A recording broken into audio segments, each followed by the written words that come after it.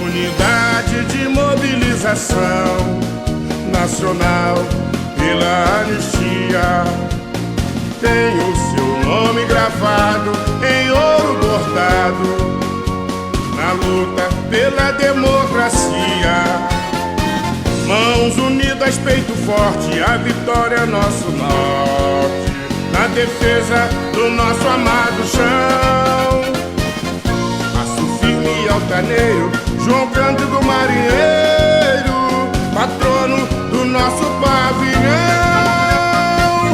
Passo firme e altaneiro, João Cândido Marinheiro, patrono do nosso pavilhão.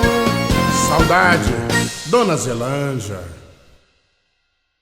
Companheiro, qual os nome, idade, posto e naturalidade? Pois não. Antes eu queria me apresentar à UNA e dizer que estou muito satisfeito em poder falar sobre a minha vida e estamos à disposição de todos esses detalhes que venham a ser indagado.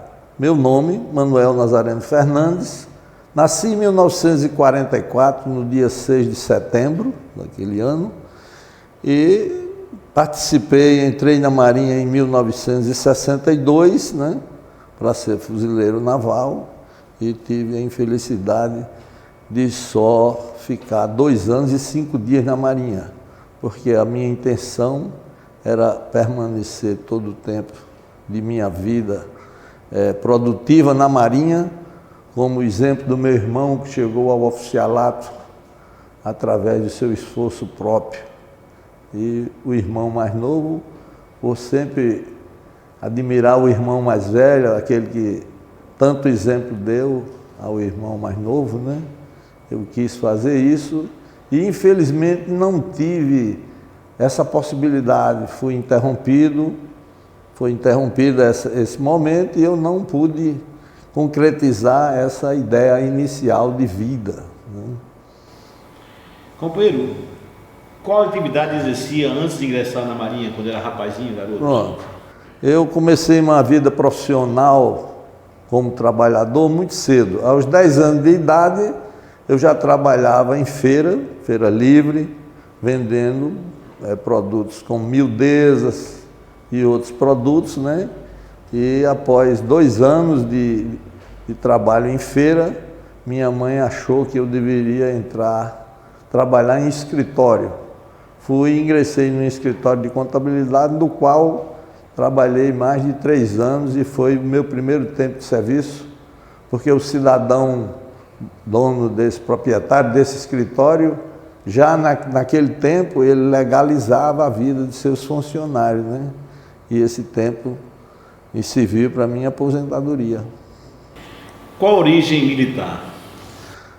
A minha origem militar foi, como eu disse inicialmente, né? O meu irmão, mais velho que eu, 6 anos, ele serviu de exemplo e de inspiração para que eu tivesse a mesma ideia. Porque na década de 60, a dificuldade para um jovem de origem humilde, como era filho de barbeiro e costureira, a gente não almejava ou não pensava no amanhã. E essa ideia de ingressar na Marinha se deu exatamente porque meu irmão era muito bem sucedido e foi muito bem sucedido na Marinha, galgando o posto de oficial. Então você foi para qual quartel? Você foi diretamente para o Rio de Janeiro para... Sim, eu fiz exame para ingressar na Marinha, na cidade natal, né, quartel terceira regional, fui aprovado e seguimos para o Rio de Janeiro a bordo do navio Ariparreiras, né, e fiz o curso de recruta e servi no quartel da Ilha do Boqueirão, no qual fiquei apenas 5 meses lá e consegui a minha transferência para Natal, por sonhar em estudar e consegui. Mas infelizmente já nessa época fui transferido a bem da disciplina, né? E voltando ao Rio, fiquei no quartel da Ilha das Cobras, servindo no 2º Batalhão. Muito bem. Você, durante sua passagem por esses quartéis, essas OMs, você destaca algum superior seu que lhe orientou para você seguir na Marinha, dando exemplos tal, que você devia realmente ser um militar exemplar? Sem dúvida. O comandante Allenberg, o comandante desse batalhão, ele, ao examinar a minha ficha, ele ficou surpreso e dizer: você foi transferido a bem da disciplina? E eu simplesmente não tinha. Nessa época, um subalterno, um soldado, tinha pouco espaço diante de um oficial para justificar qualquer coisa, né? E a partir daquele momento eu comecei a me comportar melhor e ele também observou isso, né? O oficial que era o comandante da 2ª guarnição, né? Do batalhão, ele deu certas informações e esse comandante me viu mais bem vestido, mais limpo, de uma forma que fui notado, né? E com isso, no acontecimento da minha prisão, quando eu voltei do navio, eu fui preso e transportado para o navio, ele ao indagar, o sargento Antin me acusou de mais um comunista e ele disse que ali não era um momento para se tratar disso, porque não se podia acusar quem não estava sendo acusado ainda de nada, né? E esse comandante, posteriormente, ele se viu de exemplo como de um militar digno de respeitar um subalterno como um simples soldado. Nazareno, você sabe que em torno da MFNB, os marinheiros navais se reuniram nessa associação e realmente através dela nós fomos para o Sindicato Metalúrgico. Você teve alguma participação na MFNB, era sócio? Não, eu não fui. Eu fui convidado naturalmente assim na entrada do 1º Distrito Naval, né, com os discursos de alguns militares, né, que já faziam uma espécie de pequenas falas, né, convidando a todos, e eu passei, olhei, eu disse, não, por não ser uma pessoa politizada, eu não me interessei e segui para o quartel. Chegou a visitar a associação? Foi uma vez lá? Não, nunca visitei a associação. Muito não. bem. Agora, como você foi ao Sindicato Metalúrgico? Também não. Qual foi o seu envolvimento? O meu envolvimento se deu, participei da guarda, né? Nos dias que o movimento estava já acontecendo, né? Alguns militares não retornaram aos quartéis, né? E eu, por não me interessar naquele momento por aquilo, eu voltei ao quartel e fui incluído na guarda do Ministério da Marinha. Pela primeira vez, eu hasteei a bandeira, e única vez. Não tive a glória de tantas outras vezes por achar um momento importante, né, da vida de qualquer militar, o hasteamento da bandeira. Nesse dia eu me coloquei naquela posição e participei diretamente do hasteamento da bandeira. Após esse momento, a guarda se recolheu e 15, 20 minutos o oficial mandou a guarda formar e municiar suas armas.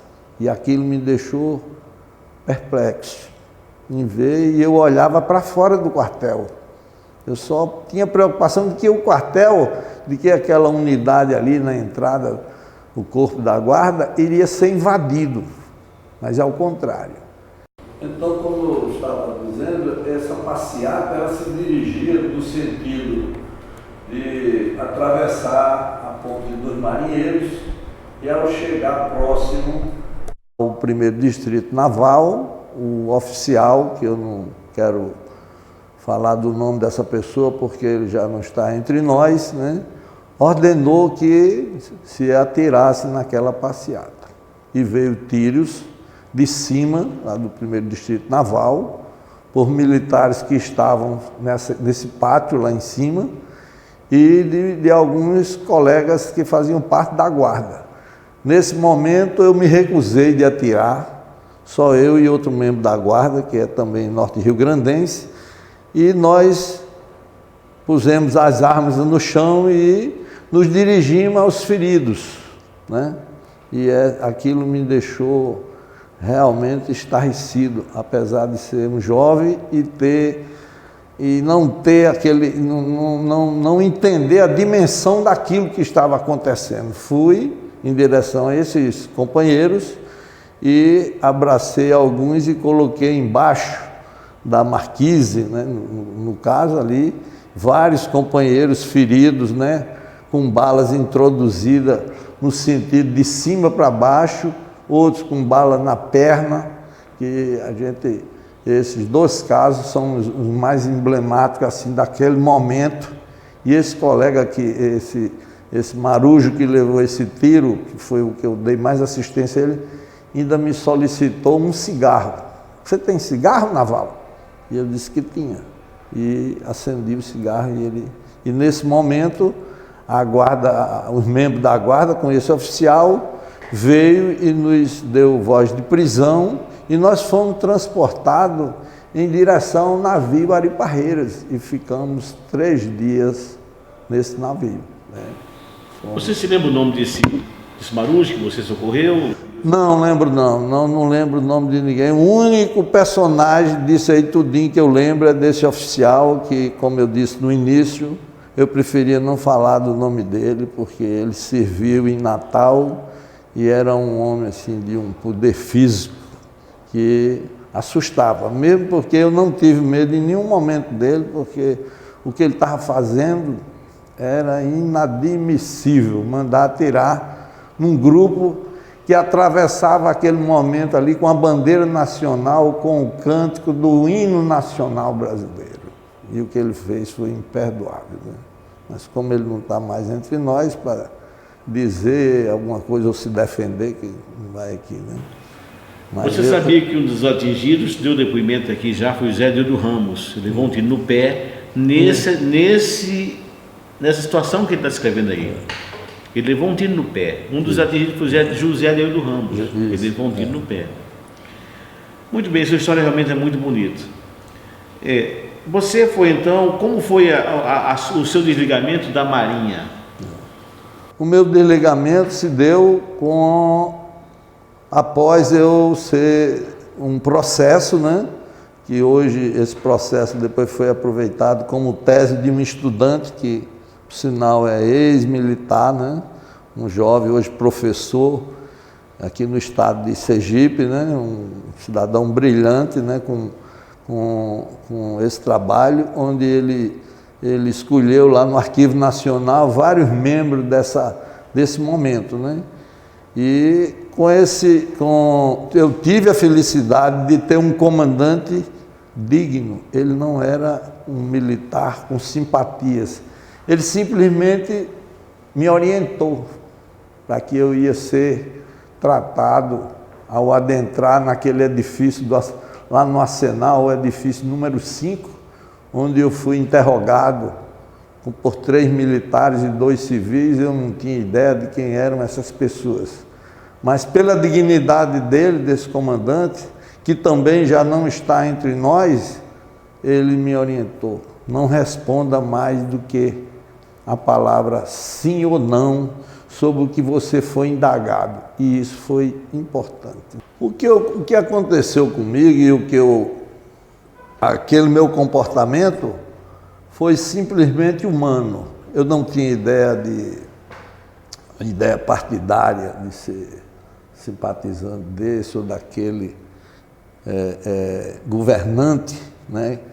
E que não tinha entendimento sobre o que estava acontecendo no Brasil, em termos políticos, né? Nós tínhamos, o nosso país passava por algumas dificuldades de ordem de consumo familiar, mas não tinha, assim, simpatia. Posteriormente, né, ao estudar e chegar à universidade, é onde a gente aprende e tem a consciência do que aconteceu naqueles anos tão devastador para a política e para o povo brasileiro, né?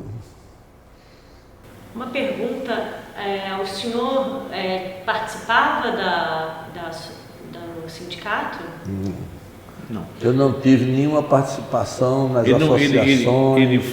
Ele fez parte da situação, nessa situação que ele contou aí. Ele não atirou, então por isso que ele foi. Muito bem. Aí você respondeu que é policial militar e você foi desligado. Fui desligado e segui meu destino. Bom, agora vamos a outra fase. Você saiu da Marinha, foi julgado e eles deram um ex-ofício, você foi seguir seu destino. E o que fez fora da Marinha?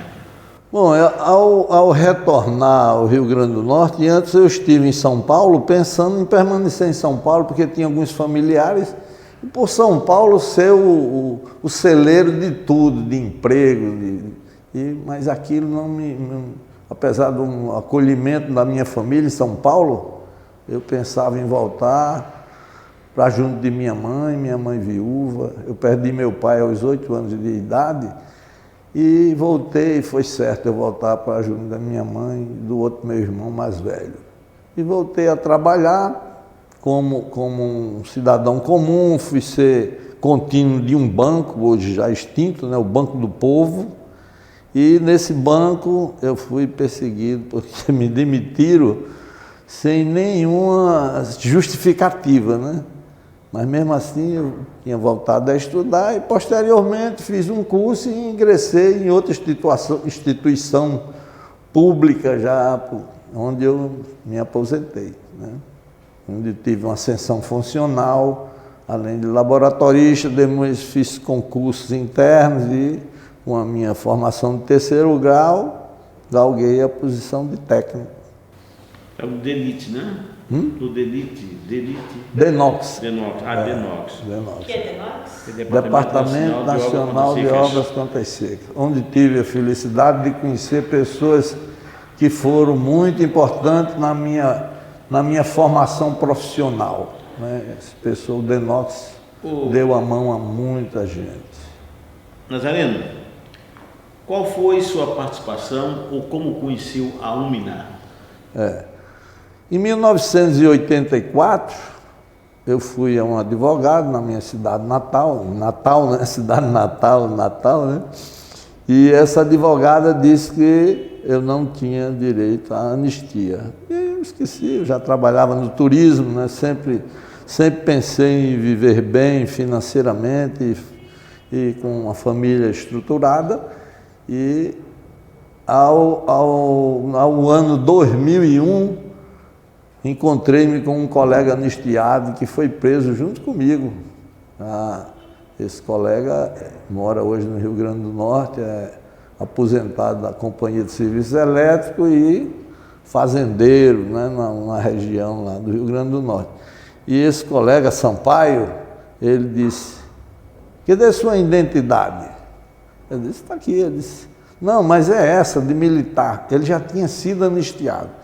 E foi quando ele me forneceu o telefone da UMINA, e eu telefonei para a UMINA, e o companheiro Coutinho atendeu, e eu, ao falar com ele, me identifiquei logo com ele, que eu já o conhecia da turma de recruta, e eu disse: não, eu vou aí pessoalmente, eu amanheço o dia aí no Rio de Janeiro. E peguei um voo da Transbrasil, né? E chegando ao Rio, e indo à UNA logo cedo, constatou-se lá através de um livro que meu nome estava ali. E foi quando eu fiz o requerimento, né? E entramos através do órgão, do escritório de advocacia que prestava serviço à UNA. E 3 anos após eu fui anistiado. Você foi anistiado em que ano? 2005. 2005, demorou, hein? Demorou. Muito bem. Para você, o que representa a UNA? Bom, além do corpo de sócios, de amigos, desse entendimento tão gostoso que é vir a um encontro como esse que está acontecendo aqui em Aracaju, a fraternidade que acontece, o encontro de familiares, de grandes amigos, dos que se conviveu, dos que não se conviveu, dos que conhecemos durante todos esses anos, né? Então a UMINA, além de ser uma instituição que representa politicamente o interesse de todos esses anistiados, ou os que ainda estão em luta para que isso aconteça, né? Representa essa família tão maravilhosa, todos os presidentes que eu conheci, todas essas pessoas que passam e que passaram na direção da UMINA, todos quiseram que nossas instituições fossem dirigidas sempre com a seriedade que a UNA é dirigida. O que você acha dessa atitude aqui do seu presidente de gerar essas fitas que posteriormente vai ser base para o nosso livro? É como você mesmo disse, presidente, vai servir posteriormente. E para nós que estamos participando disso, é motivo de orgulho, né, ter seu nome lembrado para participar desse documento que vai ficar filmado, guardado lá na nossa vida, né, que nós não sabemos o momento que nós vamos mudar de lugar, né, mas sabemos que nossa história, né, a nossa participação ficará gravada, né?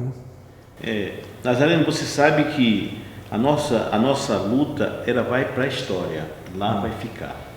Então é importante que a história conheça, através de fotos, sua história e seus personagens. Além de estar dessas gravações de DVDs, existe uma memória que vai armazenar tudo isso aí. E você vai receber um DVD com tudo que você está falando. Nós demos vários depoimentos, falar 20 minutos, parecia 2. Aqui tudo que está falando vai aparecer, esse depoimento. Você vai demorar uma fita que é para mostrar para a sua família, tá? Eu realmente nem sabia tudo sobre sua participação e hoje me empolgo, até me emociono em saber da sua... Porque hoje fala-se muito sobre os navais que depuseram as armas, mas você foi tão nobre quanto eles, tá? Então, muito bem, já são passados já 30 minutos, você tem 10 minutos para tema livre e falar o que você quiser.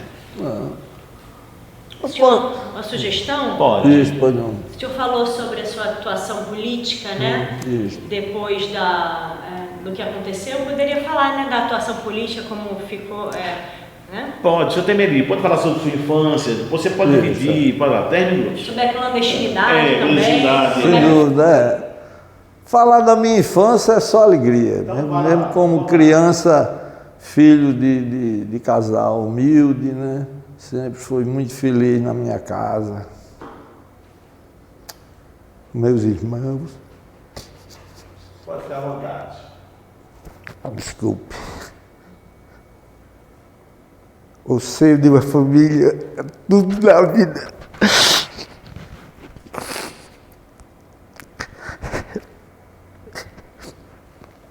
É tudo na vida de um homem. E eu tive pai só até os 8 anos. E minha mãe veio falecer já aos 94 anos. Desculpa. Nós tivemos sempre uma vida regrada nas coisas sérias da vida.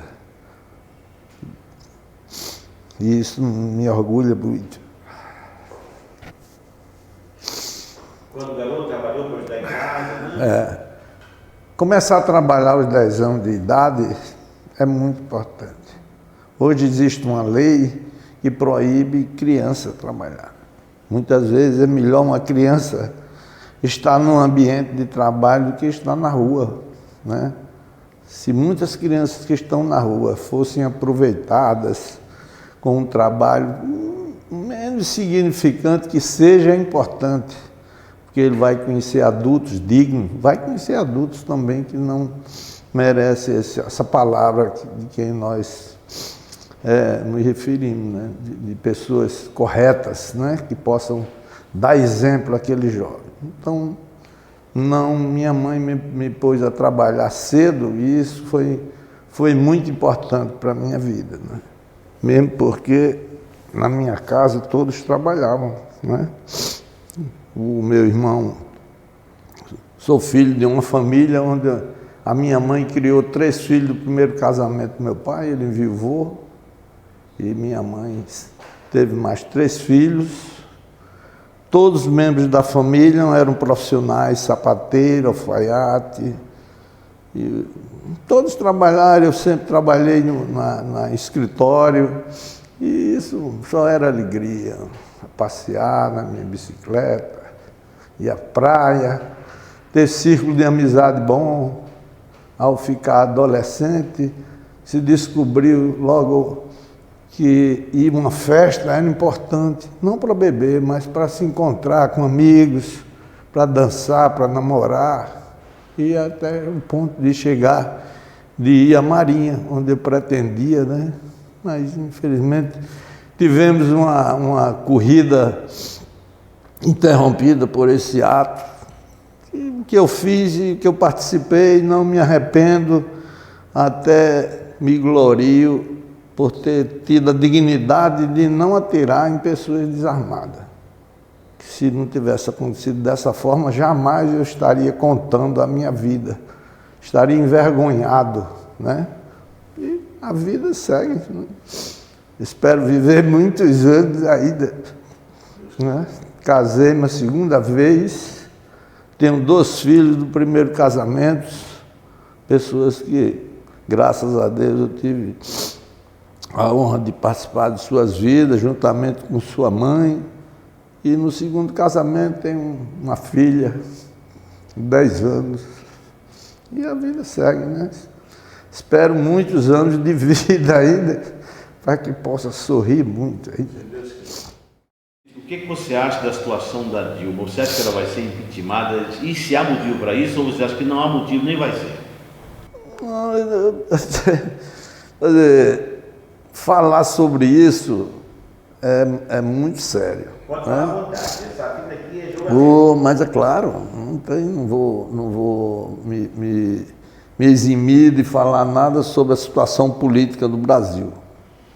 A minha opinião como cidadão, o Brasil devia passar uma borracha na nossa vida política e se enveredar por um Congresso novo, escolhido pelo povo com inteligência, e não nós votarmos só em pessoas que a gente tem certeza que são erradas para o ingresso na vida política, né? Nós brasileiros, né, muitos já falam isso, ainda não aprenderam a escolher seus representantes. E quisera que nós tivéssemos, nesse momento de revisão, né, da vida pública, não de um partido ou de outro partido, mas seria bom que nós, brasileiros, participássemos mudando esse quadro político, né? Falar que se um partido está certo ou que o outro está errado, não me cabe, né? Mesmo porque números são números, né? Então, o que está sendo apurado, se está certo, se está errado, se vai trazer melhorias ao povo brasileiro, porque a nossa nação tem tudo para ser maior do que é, né? E a juventude está aí para modificar todo esse quadro, né, que nós não queríamos ver, né, apesar das nossas idades, né? Todos nós estamos envolvidos nisso, porque nós acreditamos num grupo político, num partidário, e achou que o outro não era bom e conseguimos votar e mudar, mas a vida pública segue, né? E essa revisão, até um certo ponto, fora de algum momento de propósito, né? Porque a intuição, a tentativa é mudar, é tirar esse governo de onde ele está, né? Por ser um governo popular. Então você acha que esse Congresso está podre? Eu não digo podre, ele está completamente sem, não vamos falar nem de cheiro de podre, que tudo que é podre fede, mas na realidade, se nós brasileiros, nas próximas eleições, conseguíssemos mudar, nós estaríamos fazendo uma grande obra para o futuro, para os nossos filhos, nossos netos e para nós também, né? E isso não se vai só no quadro político, vai o quadro judiciário, né? E a gente, como leigo, né, acha que o Poder Judiciário podia ser mais rápido, mais definitivo, né? Com pessoas mais comprometidas em dar rapidez aos problemas brasileiros, né? E graças a Deus temos um Poder Judiciário que podia ser melhor. Está partidarizado hoje. Mas o que o senhor me falou foi muito interessante, que ele já falou que fez diversas entrevistas sobre a atuação política dele, né? Podia falar, é importante, né? Pode, você pode falar sobre as entrevistas que você fez aí. Os desdobramentos, né? Porque eu imagino que o que aconteceu, né, de ser expulso, né, por questões fortes, isso tenha dado uma consciência política, né? A consciência política a gente adquire com o tempo e na universidade, né?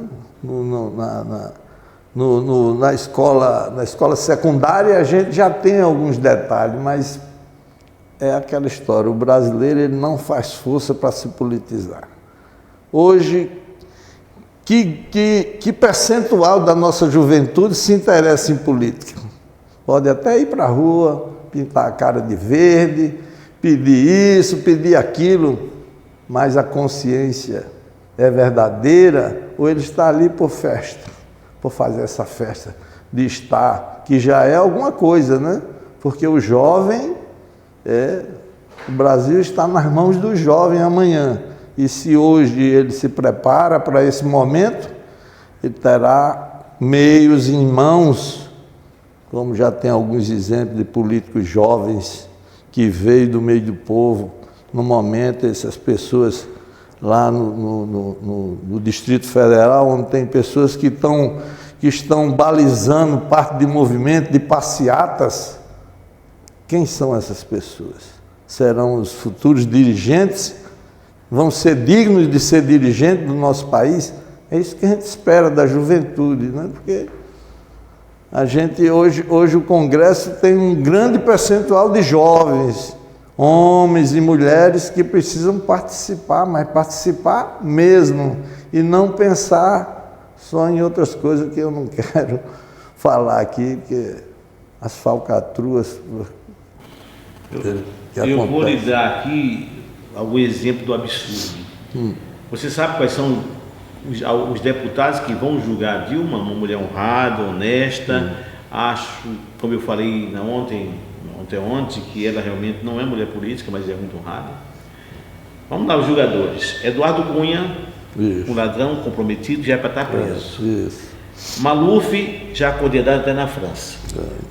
Pauderley, do Amazonas, que é deputado federal também, que já foi condenado por superfaturar 43 milhões na Secretaria de Educação, superfaturando aluguéis de imóveis. Então, o outro, são quase todos comprometidos. Então, é esse Congresso que vai julgar uma mulher honesta. Sem dúvida. Isso é um absurdo. Esses caras deviam ser impedidos de julgar. Você está condenado, está respondendo o processo, não vai julgar. Esse deputado tinha que estar fora. Tá? Mas, infelizmente, no Brasil é assim. Dá muita liberdade ao errado. Tá? Então, você quiser falar mais alguma coisa, suas considerações finais, pode falar, então vamos encerrar. Voltando ao quadro político do Brasil, né?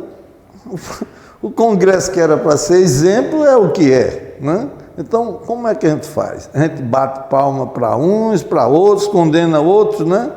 Infelizmente, o povo brasileiro é que precisa se conscientizar disso e não ficar batendo palma para essas comissões que têm pouca autoridade para resolver esse problema, por ser pessoas que estão, né, vão responder, já estão participando de processos e que a nossa legislação judiciária, jurídica, permite que essas pessoas tantas vezes recorram e o tempo passa e elas não chegam, não é porque por ter foro privilegiado.